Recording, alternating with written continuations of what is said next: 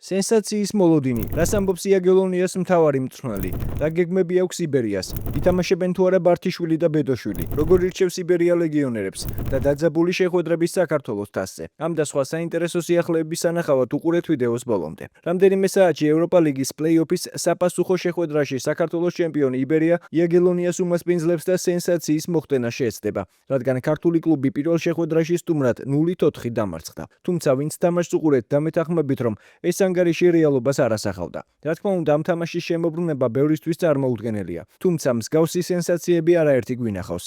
თუნდაც დინამო თბილისის და ჟალგირისის დაპირისპირება, რომელიც ჩვენთვის სამწუხაროდ დამთავრდა. მაგრამ აღსანიშნავია, რომ მაშინ ჟალგირისის ამ გამარჯვებაში დიდი როლი გულშემატკივრებმა ითამაშეს. შესაბამისად, ჩვენ შეგვიძლია მხარი დაუჭიროთ ბიჭებს და დავეხმაროთ ისტორიის გადაწერაში. ნებისმიერ შემთხვევაში იბერია ევროტურნირებზე ითამაშებს და ჩვენი მხარდაჭერა ყველა თამაშში მნიშვნელოვანი იქნება. ამ მოახლოებულ დაპირისპირებაზე და პირველი შეხვედრის შედეგებზე ორივე გუნდის წარმომადგენლებმა ისაუბრეს. გთავაზობთ ყველაზე საინტერესო მონაკვეთებს პრესკონფერენციიდან. თუმცა მათ მოსმენამდე არ დაგავიწყდეთ ვიდეოს დალაიქება და არხის გამოწერა, რომ მალე ავიდეთ 100,000 გამომწერზე. გულშემატკივრებმა, რომლებმაც ნახეს თამაში, ციან, რომ არც თუ ისე ცუდად ვითამაშეთ, მაგრამ ასეთ მარცხს არ ვიმსახურებდით. ასე ვთქვათ, საბოლოო შედეგზე გავლენა შავებში ჩაცმულმა ადამიანებმა იქონიეს. ამიტომ დაუმსახურებლად დავისაჯეთ. ახლა გვაქვს შანსი რეაბილიტაცია მოვახდინოთ. გავიმარჯვოთ და ვაჩვენოთ, რომ წინა თამაში ასეთი ანგარიშით მარცხს არ ვიმსახურებდით. სენსაციები ხდება და ამის უნდა გვჯეროდეს.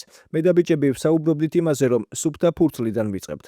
პირველი შეხვედრის საწყისი 20-25 წუთის განმავლობაში კარგად მუშაობდით. არ გვეშინოდა მათი. მეტოქეს შეცდომებს ვაშვებინებდით. კარგად ვთამაშობდით პრესინგზე. მაგრამ სწორედ ეს არის ფსიქოლოგია. როცა თვითონ ვერ დავიჯერეთ, რომ შეგვიძლია ვითამაშოთ, შეგვეშინდა და რაღაც მომენტში თვითონ დაუთმეთ ინიციატივა მეტოქეს. არ დავიჯერეთ, რომ კარგი ფეხბურთის თამაში შეგვიძლია. შეგვიძლია მეტოქეს შეცდომების დაშვება ვაიძულოთ. ამიტომ რაც მოხდა, ამაში ჩვენ თვითონ ვართ დამნაშავეები. უფრო თავდაჯერებულები უნდა ვიყოთ ჩვენს მოქმედებებში. თუ ისე ვითამაშებთ, როგორც პირველი 20-30 წუთის განმავლობაში, ყველაფერი სხვანაირად იქნება. სიმართლე უნდა ვთქვათ, 4-0 რომ წავაგეთ, ამაში თვითონ ვართ დამნაშავეები. ამიტომ ჩვენი ამოცანაა ვითამაშოთ ის ფეხბურთი, რომელიც ჩვენ გვინდა. მთელი 90 წუთის განმავლობაში, არა მხოლოდ 20-30 წუთი. რაც შეეხება ჯინჯოლავას, უფრო შემტევი ფეხბურთელი იყო და ის თავის თავს ძალიან კარგად ავლენდა. ბევრ გოლს იტანდა, საგოლე გადაცემებსაც აკეთებდა. ახლა ჩვენთან სისტემა ცოტათი სხვანაირია და ამიტომ ამჟამად ის თავის მოქმედებაში ცოტა შეზღუდულია. ადრე ის ყოველთვის და მუდმივად ერთვებოდა შეტევებში. ახლა კი უფრო მეტად ვაქცევთ ყურადღებას იმას, რომ თუ ერთი ფლანგი აქტიურდება, მეორე უნდა დარჩეს თავის პოზიციაზე. ორივე ფლანგი წინ ერთდროულად არ უნდა წავიდეს, რადგან შეიძლება ბალანსი დავკარგოთ. მინდა ჩემი გუნდის მიმართ კომპლიმენტი თქვა. ეს არის ერთ-ერთი ყველაზე სწრაფი გუნდი, რომელმაც ჩემი ფილოსოფია ძალიან სწრაფად მიიღო. მუშაობდი დინამოში, დილაში, აზერბაიჯანში და ყაზახეთში, მაგრამ ეს არის ყველაზე სწრაფი გუნდი, რომელმაც ჩემი ფილოსოფია ასე სწრაფად აითვისა. ჩვეულებრივ იმისთვის, რომ თამაში დავაყენო, დაახლოებით თვენახევარი 2 თვე მჭირდება, მაგრამ აქ უკვე 3 კვირის შემდეგ ჩანს ის სურათი და ის თამაში, რაც გვინდა. თუმცა ჯერ კიდევ ძალიან ბევრი იდეა გვაქვს. ამ ეტაპზე ამ გუნდში ჩვენი სათამაშო რესურსის დაახლოებით 50-60%-ს ვხედავთ.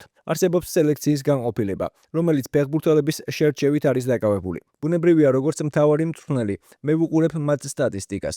მათ იციან ჩვენი მოთხოვნები, იციან რას ვეძებთ და რატომ.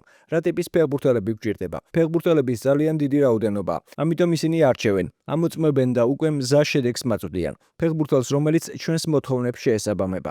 რა თქმა უნდა, არის ფინანსური საკითხიც. ზოგ ფეხბურთელს უფრო მაღალი მოთხოვნა აქვს, ზოგს ნაკლები. საბოლოო გადაწყვეტილებას ფეხბურთელთან დაკავშირებით სელექციის განყოფილება, პრეზიდენტი, სპორტული დირექტორი და მე ერთად ვიღებთ. ლეგიონერი ქართველ ფეხბურთელზე ბევრად ძლიერი უნდა იყოს, იმიტომ რომ თუ ისეთივე დონისაა, როგორც ქართველი ფეხბურთელი, მაშინ რატომ უნდა ჩამოვიყვანოთ ლეგიონერები? ჯობია ქართველი ახალგაზრდა მოვიყვანოთ, რომელიც გუნდს სულითა და გულით 100%-ით დაუთმობს თავს, ვიდრე ლეგიონერი, რომელიც აქ უბრალოდ ხელფასის მისაღებად იქნება. ჩვენ ხარისხზე ვართ ორიენტირებულები და ხარისხისთვის ვებრძვით. რაც შეეხება ბართიშვილს, კოჭის ტრავმა აქვს და ის რეაბილიტაციას გადის. ბედოშვილი წინა თამაშისთვისაც არ იყო მზად და გავრისკეთ. მან 60-70 წუთი კარგად ითამაშა, თუმცა ამავდროულად დამატებითი დაზიანება მიიღო. ძველმა ტრავმამ თავი კვლავ იჩინა და კიდევ უფრო დაამძიმა. ეს ორი ფეხბურთელი ახლა ვერ დაგვეხმარება.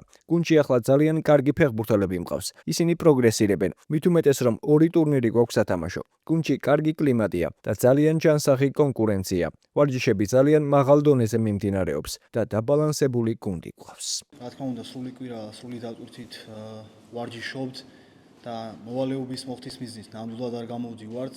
რა თქმა უნდა, გვაქვს იმედები, ვიბრძოლებთ ბოლომდე და ჩვენი მიზანია გავიდეთ. რა თქმა უნდა, ევროპა ლიგაზე ვეცდებით მაქსიმალურად რომ გავაკეთოთ ყველაფერი და რატომაც არა, ძალიან ბევრი მაგალითია იმის, რომ 4-0 კი დიდი ანგარიშია, დიდი უპირატესობა აქვს, თუმცა შეუძლებელი არაფერი არაა და ვეცდებით მაქსიმალურად რომ შემოატრიალოთ ეს თამაში. ძალიან რთული მეტოქეა და ანგარიშზეც აისახა ეს ყველაფერი, თუმცა ვფიქრობ რომ მაინც ანგარიში არ ასახავდა იმ რეალობას, რაც მოედანზე ხდებოდა. ალბათ მაინც უფრო ფიზიკაში გვაჯობეს, ვფიქრობ და უფრო ისეთი ძლიერი გუნდი იყო ფიზიკურად, თამაშობდნენ ხის ფეხბურთს, თუმცა კიდევ ერთხელ ვიტყვი რომ ეს 4-0 არ ასახავდა მაგ რეალობას, უფრო მეც ვიმსახურებთ ამ თამაშის. ჯინჯოლოვაზე მინდა ორი სიტყვა რო თქვა, შეიძლება მისმა სიტყვებმა რაც თქვა თქვენი გაბრაზება და გაღეზიანება გამოიწვია და მესმის სრულიად თქვენი, თუმცა ჩვენს ფეხბურთელები ვართ, ჩვენზე რაღაცები მოქმედებს და ძალიან გთხოვთ რომ ეს ყველაფერი ჩვენს გავითვალისწინოთ და ჯინჯოლოვას რაც შეეხება თავის პოზიციაზე ვფიქრობ რომ ერთ-ერთი საუკეთესოა და რაც ხდება ცოტა გადაზადმეტებულია ბოლო დროს ამასთან დაკავშირებით. გოლი გავიუქმეს და 11 მეტრიანი, რომელიც ვფიქრობ რომ არ იყო საერთოდ და კი ესეა რომ უფრო გვათამაშებენ და უფრო აგრესიულ თამაშს გვაცდიან მსაჯები, თუმცა იქ რაც მოხდა, მაინც ახ არ მინდა რაღაც მიზეზების ზევნა, თუმცა რაც იქ მოხდა ვფიქრობ რომ სამართლიანი არ იყო რა. შეიძლებოდა იქ რაღაც სხვანაირი გადაწყვეტილებების მიღება, რამაც საბოლოო ჯამში თამაშზე დიდი ზეგავლენა იქონია, თუნდაც იმ 11 მეტრიანმა, თუნდაც გაუქმებულმა გოლმა, ანუ ბევრმა რაღაცამ კიდე და ესეთია რეალობა 4-0-ია, თუმცა კიდევ ერთხელ ვიტყვი რომ ხვალ მაქსიმალურად გავაკეთებთ ყველაფერს, ვთამაშობთ იმისთვის რომ თამაში შემოატრიალოთ და ყველაფერი ჩვენზეა დამოკიდებული. თბილისში მოსაგებად ჩამოვედით. გარკვეული კომპონენტების გაუმჯობესება მსურს. იმის მიუხედავად, რომ ასეთი მაღალი სხვაობით მოვიგეთ, ამ თამაშზე არ ვფიქრობთ. გვინდა გავაუმჯობესოთ პრესინგი. ამით კმაყოფილი არ ვიყავი. ვფიქრობ, რთული თამაში იქნება. გვინდა დავამტკიცოთ, რომ ევროპა ლიგაზე თამაშს ვიმსახურებთ და აუცილებლად გამარჯვებისთვის ვიბრძოლებთ. საჯების გადაწყვეტილების განსჯა ჩემი სტილი არ არის. ყურადღებას მხოლოდ იმაზე ვამახვილებ, რისი გარჩევაც მხოლოდ მე შემიძლია. ამიტომ პირველ შეხვედრაში საჯების გადაწყვეტილებებზე ვერაფერს ვიტყვი.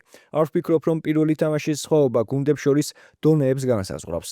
იბერია სახიფათო გუნდია და რამდენიმე პრობლემა შეგვიქმნა. რთულია ერთი თამაშის შედეგის საფუძველზე ორ გუნდს შორის სხვაობაზე საუბარი. თუმცა იმას აღნიშნავდი, რომ ახლა ბევრად უკეთესად უნდა ვითამაშოთ, ვიდრე პირველ შეხვედრაში. თანაბარ თამაშს ველოდები. ვფიქრობ, კარგად იციან თავიანთი თამაშის კონცეფცია და ენერგიულად დაიწყებენ. პირველივე წუთიდან მზად უნდა ვიყოთ შეტევებისთვის და ჩვენ შანსებს დაველოდოთ. კიდევ ერთხელ შეგახსენებთ, რომ იბერიას და იაგელონიას დაპირისპირება 27 აგვისტოს საღამოს 8 საათზე მიხეილ მესხის სტადიონზე გაიმართება და ნებისმიერ შემთხვევაში გულშემატკივრობას დიდი მნიშვნელობა აქვს. აქვე გეტყვით, რომ საქართველოს დავით ყიფიანის სახელობის თასის 3 მეოთხედფინალური შეხვედრა გაიმართა და სამივე საკმაოდ დაძაბული იყო. შეგახსენებთ იმასაც, რომ ამ ტურნირზე ასპარეზობს იბერიაც, თუმცა ევროტურნირების გამო მათი თამაში გადადებულია. რაც შეეხება ჩატარებულ შეხვედრებს. გაგრა არ აქვს დაუპირისპირდა და 120 წუთიანი შეხვედრა ფრედ 0-0 დამთავრდა. გამარჯვება კი 11 მეტრიანების სერიაში გაგრამ მოიპოვა. 120 წუთი გაგრძელდა გორის დილას და სამგურალის დაპირისპირებაც, რომლის ძირითადი დროც 1-1 დამთავრდა. გორის დილას გამარჯვების გოლი კი 121 წუთზე გიორგი კობახიძემ გაიტანა. მესამე შეხვედრაში კი ქუთაისის ტორპედომ დინამო ბათუმს უმასპინძლა, სადაც ბათუმმა დაძაბულ ბრძოლაში 4-2 გაიმარჯვა და შემდეგ ეტაპზე გავიდა. კიდევ ამ შეხვედრების საუკეთესო მომენტებს და კომენტარებში დაწელეთ თქვენ რომელი გოლი მოგეწონათ ყველაზე მეტად. რა თქმა უნდა, თუ დაგავიწყდათ, დალაიქეთ ვიდეო და გამოიწერეთ არხი, რომ არ გამოგჩეთ შემდგომი საინტერესო სიახლეები. თუმცა მაშინ მარა არ იყო მოედანზე და ამიტომ შეასრულა მან. მარა არის სტატიანი პენალტის დინამო ბათუმის მიმდინარე სეზონში გამორბენი და გაიტანა. 0-1 ბათუმელი ფეხბურთელები დაწინაურდნენ შეხვედრის მე-11 წუთზე გატანილი პენალტი. ახალგაზრდულ ნაკრებში ისევ ლომინაძე, მამუჩაშვილი, მარჯვნივ შულაია იხსნება. არა არაბიძე ჯერჯერობით გადაცემა. არაბიძე, კლავ ლომინაძე. მარჯვნივ წამოიღო ბურთი შულაიას მისამართით პასი შულაიას ჩაწოდება თავი დარტყმა და 1-1. კომნენ ანდრიჩი გატანილი გოლის ავტორი შეხვედრის 35 წუთზე. ანდრიჩაძე კარგად შემოტრიალდა. თვითონ დაასრულებს, ალბათ დაასრულა დაასრულა ზუსტად შეხვედრის 49 წუთზე საჯიშლე მეოთხე კომპრესირებულ წუთზე უკვე დიეგო დეისაძე ძალიან ეფექტური გოლი გაიტანა. ეს არის აი ეს მომენტი, როდესაც ბუკიამ თითქოს ხელი უბიძგა, არ ვიცი ეს საჯებმა გადაწყვიტონ, დეისაძეს კი ვერაფერს ვერ დაუწუნებ, დეისაძემ შეასრულა კიდევ ერთხელ თამამად შეგვიძლია ვთქვა. ზუსტად საჯარიმოს ხაზიდან დაარტყა. ის ეპიზოდი კიდევ ერთხელ ვიმეორებ, აი აქ ჯარიმა ძალიან გავს ბუკიას მხრიდან. განარჩენი ხო დეისაძეზე არანაირი პრეტენზია და მართლა ჩვენიერი თამაში, მაგრამ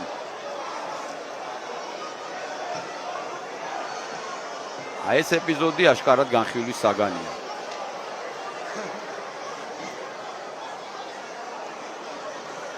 ხო, მიმდინარეობს განხილვა ეპიზოდის, მაგრამ თვითონ დაიძრა მაურიდესი. რანი შეიძლება დარტყმა და 2-2. 76 წუთზე იმრანი გადანილი გოლის ავტორი მესამე მცდელობიდან გაიტანა. ასეთია და ნაადრევად არ უნდა შევიდეს არავინ.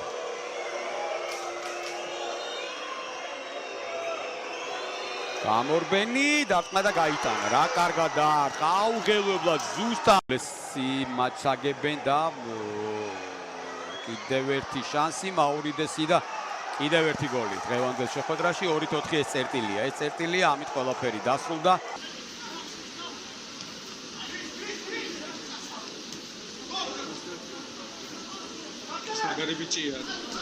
მუტევს გორის დილა გრაბოვსკისი, ჩეყილაძე, გრაბოვსკისი, კარგი გათამაშება, 1-0 რამა დღეს. ალეონე ტალის გოლით მოახერხეს გორელებმა დაწინაურება. როდრიგესი